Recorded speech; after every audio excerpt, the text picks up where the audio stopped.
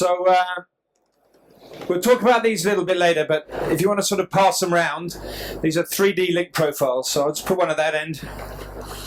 We'll talk about them a bit later. There you go. Just have a look, pass it around. Just for when you're bored with listening to me.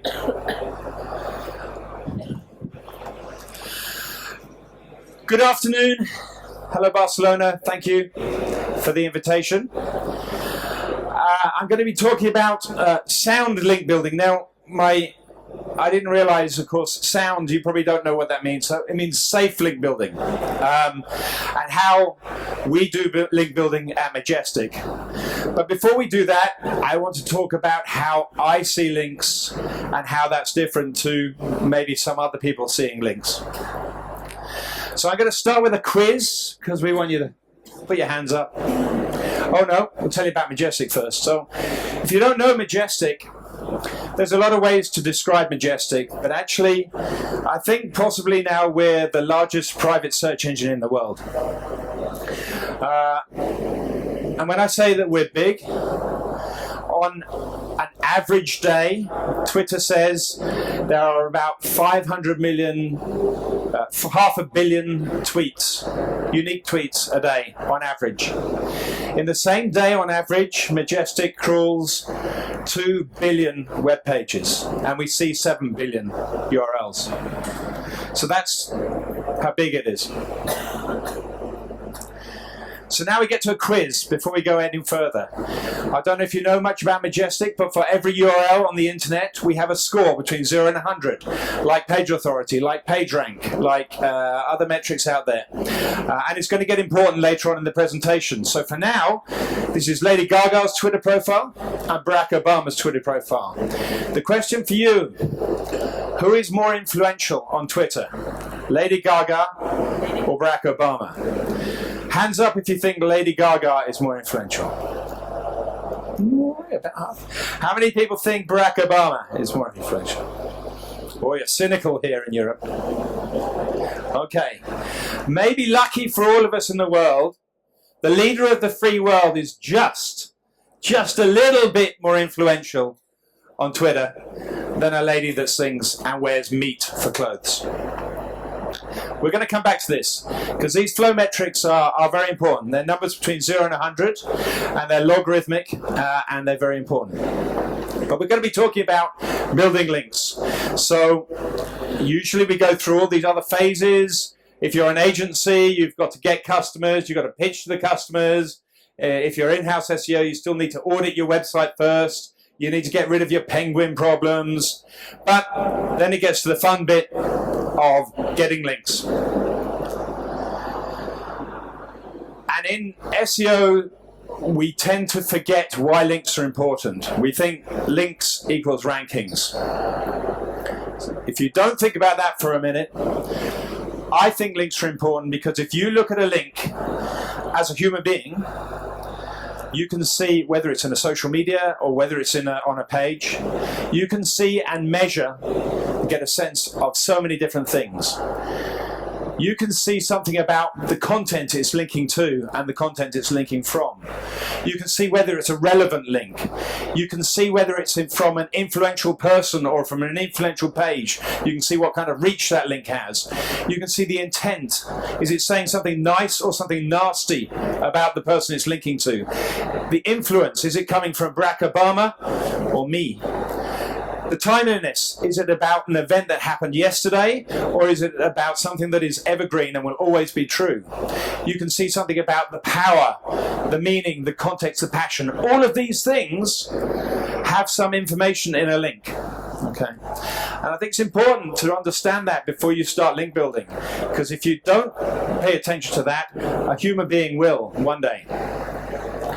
Now, because we are a search engine, we maybe think of things, links in a different way. And we think about how to get a whole load of data and then return it quickly to you guys. And what we forget as SEOs, we know a lot about collecting data. We understand how Google crawls the internet. We understand how Google indexes it because we understand things like semantic markup and H1 tags or content and that sort of thing. And then we understand a little bit of how Google is matching the user to the query. We forget this one in the middle about data grouping, and it's very important for a search engine, and we forget about it because we don't have usually any clear metrics for finding out about groups, but search engines need it to be fast, and this is why. Imagine you are trying to find the mass of the moon and you don't have the internet. You need to find it from a book. So you go to a library and you could start at the first book and try and find the mass of the moon. It'll take you forever. So you don't do that. What you do is you find the space section or the geology section or geometry section or physics section. And then from there you find information that is going to give you a book that is going to contain information about the moon. And then you look at the contents and you get to the moon. You don't look through all 450 million books in the library. Of course not. So grouping things is what we have always done to find information quicker, and it's what search engines have to do because there's a lot of web pages on the internet. We know because we've crawled and we've seen something like 3 trillion of them. So grouping makes it easier if you want to find a fact, like the mass of the moon. If you want to find a friend, you talk to a friend. You don't talk to a random stranger. If you want to find a customer, you look at your competitors' customers or your existing customers and get them to find other customers. Anything you do, you look first to a group before you look to the final answer. And it's the same for a search engine. Here are 2 papers, if you really want to go and check this, that talk about how grouping prevents spam and makes retrieval quicker on the internet. One's a trust rank paper, one's from Stanford University. So grouping is important, and it's important before you start link building, before I start link building. So there are different approaches. Am I talking too fast? Okay? Shout. If I go too fast, just say slow down, slow down. The first was Yahoo and directories. And of course, Yahoo directory is now dead. But there was a time on the internet where there was every website was listed in Yahoo directory, every website on the internet, and it was a printed book. You could get a book of all the websites on the internet in one book, and it was Yahoo directory. But as the web grew, it didn't scale. It needed manual reviews, and also a website is not necessarily the right thing because you need to now analyze things at a page level. If you take a big site like Mashable, is Mashable something that you've heard of? BBC. The bbc.co.uk/news and bbc.co.uk/history, very different topics, very different subjects. So categorizing websites is not as useful as categorizing web pages. So Google spent a lot of time, I think, using semantic search to group things. They use words that are like each other, that come together when you're talking about particular topics. And they've done a lot of work with on-page to try and get an idea of topics this way. But it's very difficult to copy, and it's very difficult to do. And I need to store all of the words on the internet to be able to do it properly. But what we can do at Majestic is another approach. And so we have categorized the web in a different way. We have understood that content, like people, connect in groups. And keywords tend to gravitate into those groups. And let me show you what I mean. This is the... do I have a... Oh. This is the family tree of the royal family in the UK, from Queen Victoria to the present day. Now, apart from the fact, I'm sure there's some Spanish in here somewhere, I'm sure we married somewhere. Apart from the fact that Queen Elizabeth II is married to a distant cousin over here, which is a bit dangerous, what happens is that characteristics are inherited from one generation to another. It happens in programming, it happens in people, and it happens on the web. So information flows between places of authority. So, because this lady was the Queen of England in 1898, that's the only reason that this lady is the Queen of England now. And she's cool in those glasses. And he's going to be a king. And even though this baby doesn't know it yet, we know what job he's going to have, how rich he's going to be, the kind of diseases he's going to have, the influence, the title, the money. We know so much about this guy, even though he doesn't yet know it, because of those relationships. And it's the same on the internet. And this is how we analyze web links. So we follow the links, but more than that, we understand that links are about topics. So we can start by saying, yes, this has got 3 pages coming into it, and this one's got 3 pages coming into it, but because we know these are good sites, this is much more important. In fact, this one's only got 2 links. It's more important than this.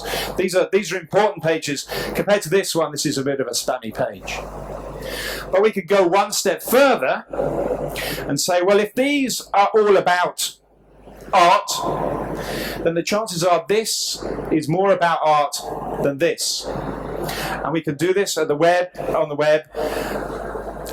over 800 different topics now. We do it over, what have we got, 200 billion URLs in the index at any one time, times 800, and we're doing that every day. And we're doing calculation of all this to give ourselves flow metrics day by day. So, trust flow gives me an idea of how influential anything is. But doing this again by topic can tell me how influential any web page is by topic. So now, we knew these guys were kind of the same influence. But now if we map topic over the top, then we can see that Lady Gaga is all about arts and music. This is a logarithmic scale, so arts and music 70, computers 34 is nothing. Logarithmic. Whereas Barack Obama, about society and government, society and politics, after that, nothing. So now all of a sudden we have context. And I went to this before I talked to you about how we build links, because I think this is really important, and I think it's more important moving forward, because Google is really trying to find out, in fact, the web is trying to find out more about authority and topics than ever before. Google is already using topics. So this is our bulk backlink checker. If you've got a bunch of URLs, you can put them into this tool. And this is actually the top, 9 results for the phrase credit cards, according to SEMrush. And I cut them and paste them in here. And we can see that all of these have a topic of business is by far the highest relevant topic. And actually, in fact, they're all business and financial services. So Google has already grouped the results. It may not be exactly the same as my way of grouping, but they are grouping results into topics. And it makes sense for them to do so because it's quicker, and that's the only way they can get to information quickly. So topics is important. So now we come to my link building, and I have a problem because we changed our brand from Majestic SEO to Majestic, as Chris Kemper said earlier on. And Majestic is a generic word. There is no topic for Majestic. It could be a landscape. In the UK, it could be a wine company. It could be Majestic Athletic. It could be a hotel. It could be a theatre. At the moment, it's a bit like Apple. Until I've got a brand, Google doesn't know that Apple means a computer. It thinks it means an apple.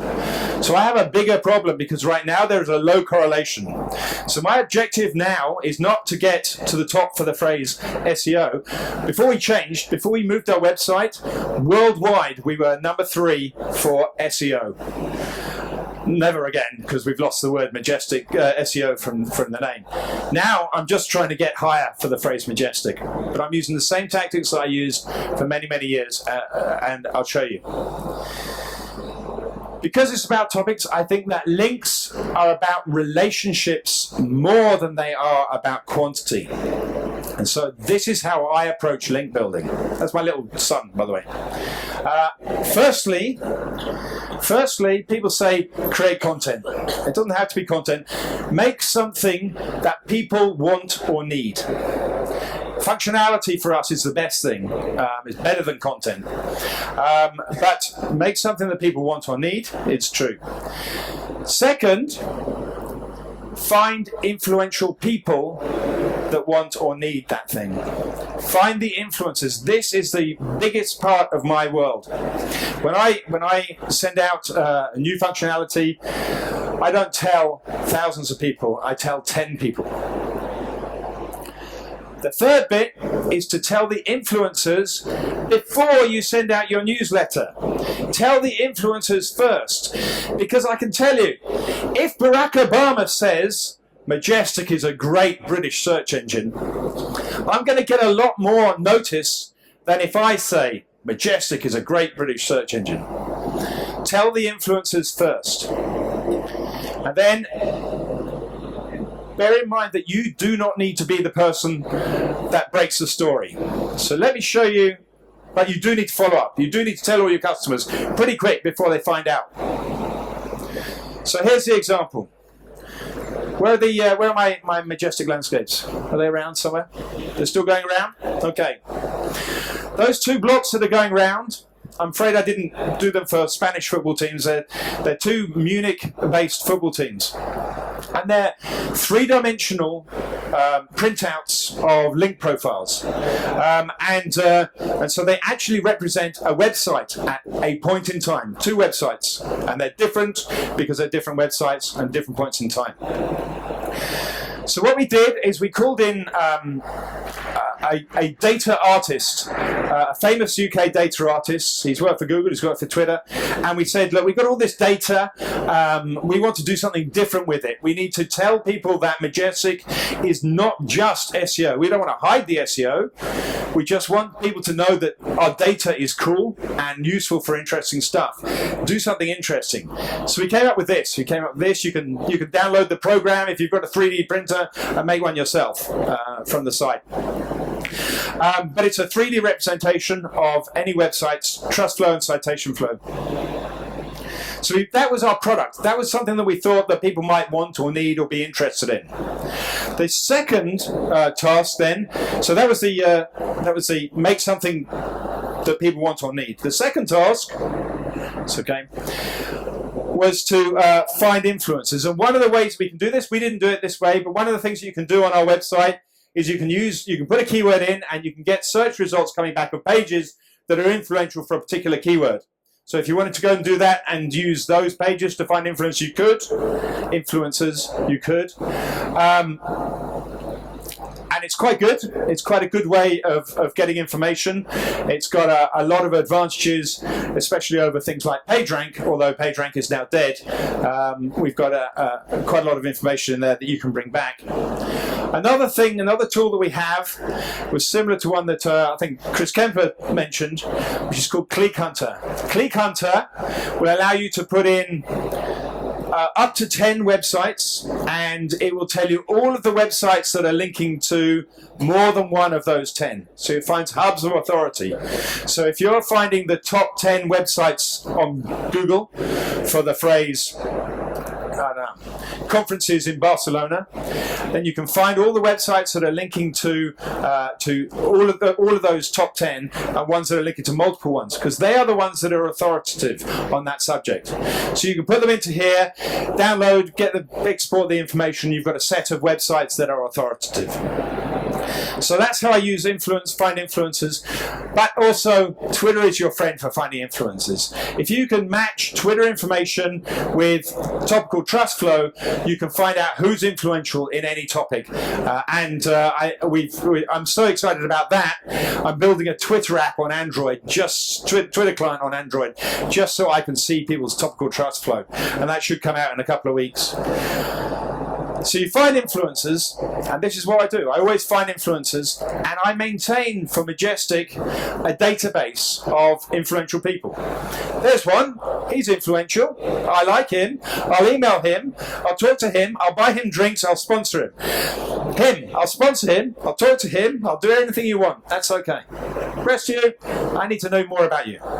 If I want to contact 4 people about SEO in Italy, 3 of them are probably in this room now.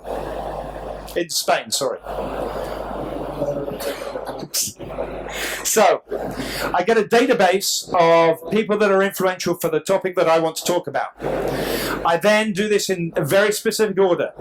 I prepare my blog post, the announcing, in this case it was Majestic Landscapes, and I prepare the blog post, but I don't publish it. I write it, I note the URL, try and make it a nice SEO-friendly URL, but I don't make it live.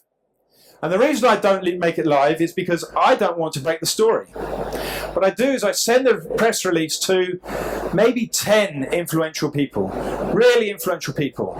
I'll tell the best, most influential people first. So in this case, I sent it out to a 3D printing site. I sent it out to some influential people. I sent it out to some big customers, or actually, and I told them the URL that it's going to come live on and the date, and I told the best influencers first. And then let one of them break the story early, if you can. Give them a quote, give them extra images, extra material, extra information, go and talk to them, go and join them, whatever it may be. The most influential person you can, let them break the story early. So you want to release in reverse order. So what we did with Majestic Landscapes when we printed them, we spent a lot of time making them, made the boxes and that sort of thing. And then when we were ready to launch, I did exactly this. I wrote the blog post, I sent an email out to a number of different people. I also posted 10 to 10 people around the world, including John Muller, including our best customers. But what was interesting is that the artist had the most influential person. He was the one that broke the story, or rather his contact broke the story, because Forbes broke the story first. Is Forbes a site that you know in Spain? Okay. I'll take that. Forbes is not a bad place. Okay. I don't know him. I've got no idea. But he started doing it with pictures of our staff, talking about the artist, and of course a link as well. So it's great. So I am much happier with this story being broken on Forbes than on my blog. And I think as SEOs, we don't realize this. We don't realize because that's going to get links to Forbes. But Forbes is linking to us, and Forbes can bring all the love and juice of Forbes to me as well. So he brings people. I'm happy with that. But then the others followed. So within the same day, 3ds.org, a major 3D printing innovation website, came out with the link. Brendan Dawes himself, the artist, obviously wanted to put his wares up on his own website. State of Digital in SEO, we've got a nice link from State of Digital, which Baz Vendenbell, which I've heard his name mentioned here today. This is a UK SPA, that's a technology and business innovation park that we're in as well. The picture's bad, sorry about the picture. I'll cover that up. So it means that the blog post already has traction. They knew what the URL was going to be. Some of them linked to majestic.com, some of them linked to the blog post. I don't mind which, but we got 100 links relatively quickly. And a lot of them have influence. If you use this, how many people use our Firefox or Chrome plugin? It's free. So you should go and use this, because if you're ever looking at a web page and you want to quickly see the links coming into the page, then you can pull this information down and it will bring out the top links and things. So this is how I approach links, and then I follow up. So then I follow up by sending our email out. We've got a big newsletter, so I send the newsletter out to there. I send it out on the blog post. I tweet the blog post and all the other bits and pieces. And people retweeting. I know that Christoph says, somebody over there asked earlier on, do social links matter? I think they matter. I think they matter because I get people talking about my product. I get somebody who gets the thing delivered in the post, taking a picture of it, tweeting and putting it up there and talking about it to his customers, to his friends, to his followers. That to me is important. They've taken that and they've put skin in the game. It's great. So, does it work? It has helped us get up and get on the site and in the world on the phrase Majestic, which is harder than you think. Until I'm number 2 or number 1 for Majestic, I've got a lot more work to do.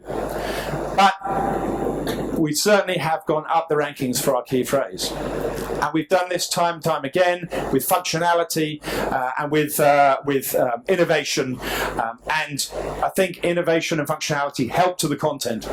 So what's in a link? There's all these things. You can measure all these things. You can see all these things. Google will try and measure these things. We try and measure these things. There is a lot of information in a link way beyond the search engine listings. Okay, so that's how I build Majestic links, and if you've got any questions, I'm more than happy to answer. Thank you very much.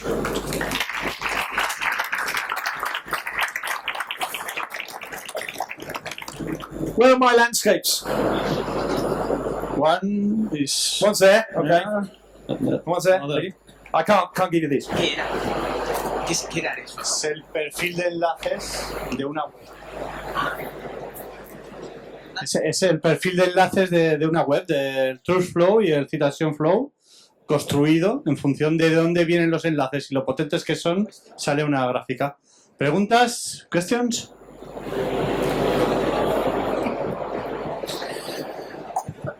Hi. My question might not be directly related to link building, but it's rather the fact that you said that you dropped the SEO from the domain name, and I was wondering, we always hear that it's important to have your product name in the domain name, and you dropped it. Any reason for that? Okay, let me ask you, does Apple Computers sound better than apple.com?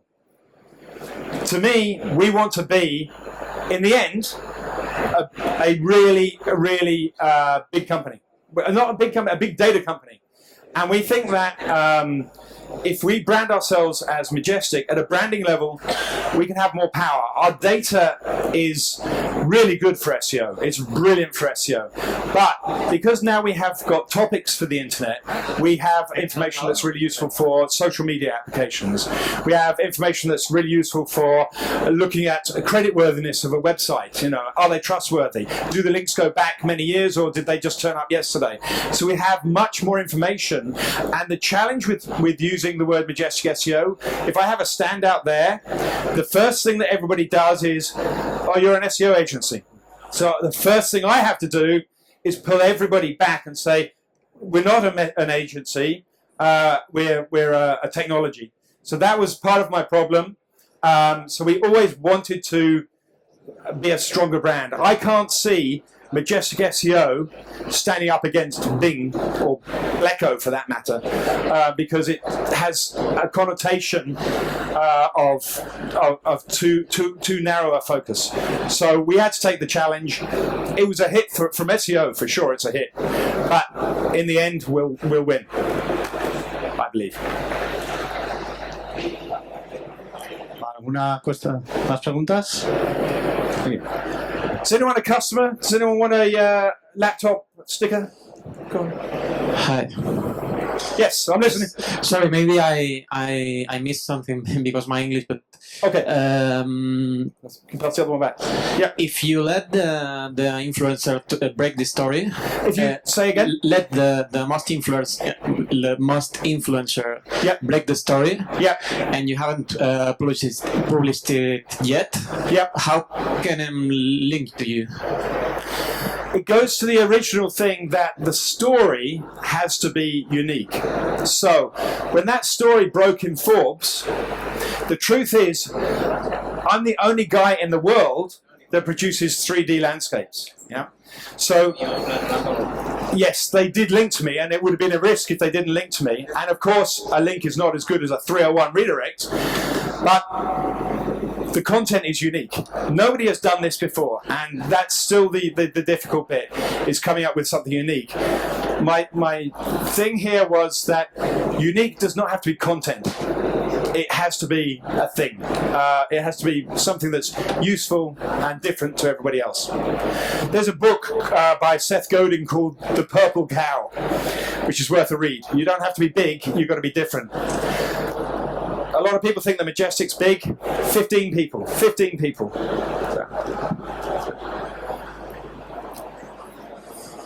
¿Más? ¿Alguna última pregunta? ¿Eso es todo? Pues muchas gracias, Dixon. If anybody wants a trial, I'll give the 30-day trial because Christoph Kemper did. So give me a business card. But thank you very much. Cheers.